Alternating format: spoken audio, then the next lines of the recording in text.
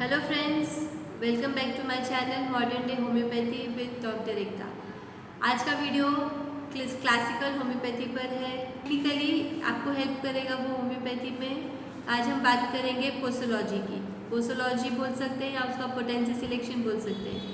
तो आज हम देखेंगे आपको कैसे मेडिसिन का नॉलेज तो हमारे पास है, बट उस मेडिसिन को हमें कैसे प्रिस्क्राइब करनी है, कितने डोज में देनी है, कब रिपीट करना है, कब रिपीट नहीं करना है, उसका डोज कब बढ़ाना है, वो आज हम जानेंगे। वो भी ज़रूरी है उतना ही पार्ट जितना मेडिसिन सिलेक्शन का पार्ट ज़रूरी है। तो ये पूरा वीडियो आपके लिए बहुत इंपॉर्टेंट है। पूरा वीडियो एंड तक ज़रूर देखिए और एंजॉय करिए। तो चलिए हम स्टार्ट करते हैं।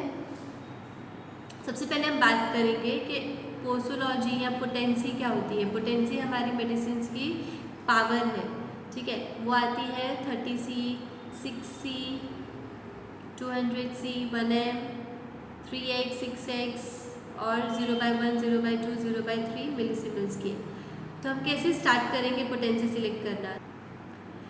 अगर हम कोई भी केस हमारे पास आता है तो उसमें हम क्या देखते हैं कि हमारे पास अगर फिजिकल जनरल्स ज़्यादा है उस पेशेंट के, फिजिकल जनरल्स और फिजिकल पर्टिकुलर्स ही हमारे पास ज़्यादा है उस केस में, और हमारे पास ज़्यादा कुछ माइंड सिम्टम्स नहीं है जिससे हम रिलेट कर सकें, तो आपको हमेशा लो पोटेंसी में जाना चाहिए। 3C इस तरह से हमें डोज सिलेक्ट करना चाहिए फिजिकल कंप्लेंट्स में। और अगर बस मेंटल जनरल्स और फिजिकल सिम्टम्स दोनों हैं तो हम 200 पोटेंसी या मीडियम पोटेंसी से स्टार्ट कर सकते हैं। और अगर हमारे पास सिर्फ मेंटल सिम्टम्स ज़्यादा है, माइंड सिम्टम्स ज़्यादा, हमने माइंड सिम्टम्स पे ही सारा टोटलिटी बनाया है और वही प्रोमिनेंट है सबसे ज़्यादा, तो हम हायर डोजेस डेफिनेटली दे सकते हैं 1M एंड अबव। और अगर कोई पेनफुल कंडीशन है कि मतलब सीवियरली पेन है उस पेशेंट को और आपको वो पेन को मेन ध्यान देना है और उसको आपको जल्द से जल्द ठीक करना है, तो उस केस में आपका जो डोज है आपको उसे 10-10 मिनट्स में रिपीट कर सकते हैं। अगर हमारे पास कोई एक्यूट केस है जैसे कि फीवर है, सर्दी जुकाम है या हेडेक है, कुछ भी एक्यूटली अगर आया है पेशेंट, तो 2 आवर्ली आपने जो भी मेडिसिन सिलेक्ट किया है, जो भी डोज लिया है, उसे आप 2 आवर्ली रिपीटेशन में दे सकते हैं। और अगर क्रोनिक मैनेजमेंट है, कोई आपका केस का कोई डिजीज़ है बहुत सालों से चल रही है और क्रोनिकली अगर आपको उसको मैनेज करना है, तो सिंगल डोज देके हमें वेट करना है, उसके बाद ही रिपीटेशन होगा। तो एक पेनफुल कंडीशन में एवरी 10 मिनट्स, एक्यूट कंडीशन में 2 आवर्ली और क्रोनिक मैनेजमेंट में 1 डोज एंड वेट। तो ये हो गया हमारा फर्स्ट प्रिस्क्रिप्शन। जब हम फर्स्ट टाइम पेशेंट आ रहा है तो हम कैसे डिसाइड करेंगे। अब जब हम सेकेंड प्रिस्क्रिप्शन की बारी आती है, जब सेकेंड फॉलोअप के टाइम पे पेशेंट हमारे पास आया और हमें सेकेंड प्रिस्क्रिप्शन करना है, तो हम क्या करेंगे उस कंडीशन में। उस चीज़ में हमें वेट करना है। अगर हमने फर्स्ट डोज दिया है और फर्स्ट डोज के बाद हमें वेट करना है 21 डेज़ के लिए कि कितना असर हुआ है उसमें। भले पेशेंट वीकली आ रहा है या 2-3 दिन में आ रहा है, पर हमें 21 डेज़ तक वेट करना है कि वो मेडिसिन, वो डोज कैसे इम्पैक्ट कर रही है पेशेंट्स के लिए। और अगर 21 डेज़ के बाद भी पेशेंट बोल रहा है कि कोई इम्प्रूवमेंट नहीं है, डॉक्टर हमारे में कोई चेंजेस नहीं आया, जैसा था वैसा ही है, तो फिर हमें हमारा केस रिव्यू करना है। हमने जो हमारा टोटलिटी लिया है उसको रिव्यू करना है। उसके बेसिस पे हमने जो मेडिसिन दिया है उसे रिव्यू करना है। उसको रिव्यू हो जाने के बाद हमें वापस वो मेडिसिन देनी है, प्रिस्क्राइब करनी है और 21 डेज़ के लिए हमें वेट करना है। फिर जब वापस पेशेंट आ रहा है, बोल रहा है कि अभी भी कोई इम्प्रूवमेंट नहीं है, तो वापस हम रिव्यू ही करेंगे, हम डोज नहीं बढ़ाएंगे।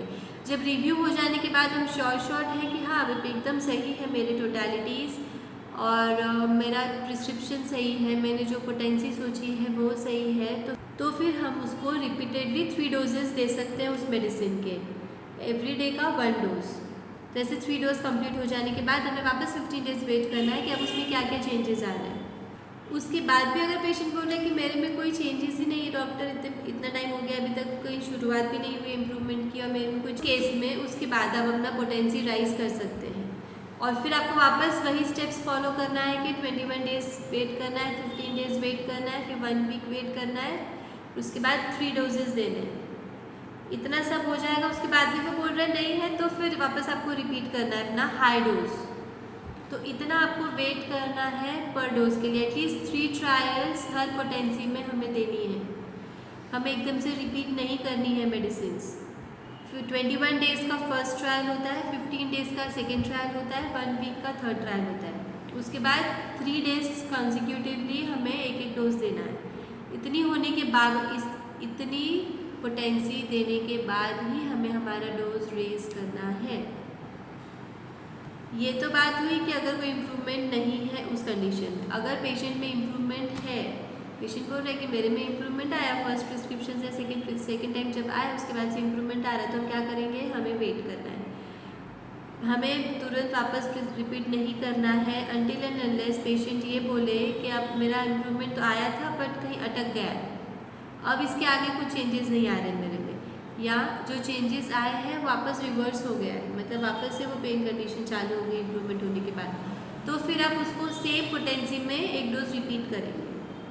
फिर आप वेट करेंगे जब तक कि इम्प्रूवमेंट चल रहा है, और इम्प्रूवमेंट चल रहा है, अगर पोटेंसी वापस पेशेंट बोल रहा है कि अब और इसके आगे चेंज नहीं आ रहा है मेरे में, या जो चीज़ हो चुकी थी वापस रिवर्स सिम्टम्स हो रहे हैं, तो फिर आप वापस सेम पोटेंसी रिपीट करेंगे एक dose and then you will wait again.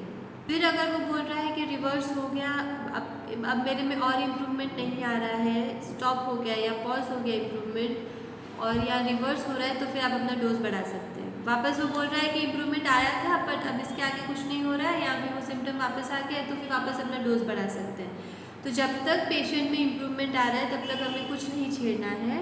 But patient अगर ये बोलता है कि अब मेरे में पॉज हो गया है, जो मेरे इम्प्रूवमेंट हो रहे थे अब आगे और कुछ मुझे चेंज नहीं दिख रहा है, या मेरे को ये चीज़ ख़त्म हो गई थी, मेरा ये पेन मेरा चला गया था वापस आया है, उस कंडीशन में आप अपना पोटेंसी रेज कर सकते हैं, एक डोज रेज करके दे सकते हैं। फिर हमें वापस वेट करना है जब तक उसमें वो पॉज नहीं आ जाता है, या जब तक कुछ रिवर्सिबल कंडीशन नहीं होती है, तब तक हमें वापस रिपीट नहीं करना है, या हमें वापस राइज नहीं करना है अपना डोज। तो ऐसे राइज करते करते 50 m तक आप राइज कर सकते हैं, उसके 3 डोजेज हो जाएंगे कंप्लीट। उसके बाद आपको वापस 30 से स्टार्ट करना पड़ेगा। हर पोटेंसी का 3 डोज देना है, वेट करना है, फिर ही पोटेंसी राइज करनी है, तब तक पोटेंसी राइज नहीं करनी है। So be very patient with your patients. Medicine को उसका असर होने दो। बस ये है कि आपको अपनी टोटलिटी पे पूरा ट्रस्ट होना चाहिए, आपको अपनी टोटलिटी, आपने जो मेडिसिन दिया है उस पर वो एकदम मैच होनी चाहिए, तो आप वेट कर सकते हैं। अगर आपको अपनी पोटेंसी, अगर आपको अपनी टोटलिटी पे डाउट है, अगर आपको अपने प्रिस्क्रिप्शन पे डाउट है, तो रिव्यू केस को करिए, पोटेंसी मत बढ़ाइए एकदम से। और अगर हमारा ट्रीटमेंट चल रहा है कुछ पेशेंट के क्रोनिक इलनेसेस का, और उस बीच अगर उसको कुछ एक्यूट एपिसोड्स हो रहे हैं, जैसे फीवर आ गया, या उसको सर्दी जुकाम हो गई, या डायरिया हो गया, कुछ भी एक्यूटली अगर उससे हो रहा है, उस केस में हम मैनेज करेंगे उसको एक्यूटली। एक्यूट जो कंडीशन है उसका ही टोटलिटी बना के, उसका ही जो फ्रेश मेडिसिन होगा वही उसको देंगे। जो भी एक्यूट से रिलेटेड हमें पोटेंसी सिलेक्ट करनी है वो करके हम एक्यूट टोटलिटी बना के ही उसे देंगे। और हमें इतना ध्यान रखना है कि वो मेडिसिन इनिमिकल नहीं हो, एंटीडोट नहीं हो उसकी, जो हमारा ऑलरेडी क्रोनिक मेडिसिन चल रहा है उसका। और दूसरा कि अगर वो एक्यूट टोटलिटी जो हमने बनाई है उसकी मेडिसिन नहीं एक्ट कर रही, तो हमें बस बहुत टाइम वेट करने के लिए तो नहीं है, तो हमें फिर डीपर एक्टिंग मेडिसिन देनी है। मतलब जो कॉन्स्टिट्यूशनल मेडिसिन हम दे रहे थे उसके ही हायर डोजेज हमें बना के पेशेंट को देने हैं फ्रीक्वेंट रिपीटेशन में। और अगर वो भी असर नहीं कर रहा है तो फिर हमें मायास्मेटिक प्रिस्क्रिप्शन पे ध्यान दें, तो फिर हमें उस टाइम पे मायास्मेटिक प्रिस्क्रिप्शन सोचना पड़ेगा, और उसके हिसाब से हमें मेडिसिन प्रिस्क्राइब करनी पड़ेगी। सो ये है टोटल प्रिस्क्रिप्शन। फर्स्ट प्रिस्क्रिप्शन कैसा होगा, सेकेंड प्रिस्क्रिप्शन, और कैसे वेट करना है, कितना रिपीट करना है, वो सारा डिटेल मैंने आपको यहाँ बता दिया है। और एक बात जो मैं आपको बताना चाहती हूँ वो है 50 मिलीसिमल स्केल यानी LM पोटेंसी की। तो मैं यही सजेस्ट करूँगी आपको कि अगर आपके पास कोई क्रोनिक कंडीशन का केस है जिसमें 2-3 बीमारियाँ उसको साथ में चल रही है, एक के बाद एक चालू रहता है कुछ ना कुछ, और एक उसका ठीक हो जाता है फिर दूसरा आ जाता है, फिर उसको ठीक करो फिर वो आ जाता है, तो उस केस में आप मिलीसिमल स्केल का पोटेंसी का मेडिसिन ज़रूर प्रिस्क्राइब कर सकते हैं, जैसे 0/1, 0/2, 0/3। तो उनका एक प्रॉपर फॉर्मेट है प्रिस्क्रिप्शन का, मेडिसिन को आप कैसे डिस्पेंस करेंगे उसका, तो वो हम फिर कभी देखेंगे। बट आप मिलीसिमल स्केल को भी अच्छे से यूज़ कर सकते हो और बहुत अच्छे रिजल्ट्स उसमें मिलते हैं क्रोनिक कंडीशंस में। सो फ्रेंड्स, आई होप आपके लिए आज का ये वीडियो बहुत हेल्पफुल रहा होगा, और आपको पसंद आया होगा तो ज़रूर लाइक करिए, अपने ग्रुप में शेयर करिए, और सब्सक्राइब करिए मेरे चैनल को for more learning and having more clinical tips in homeopathy. Thank you.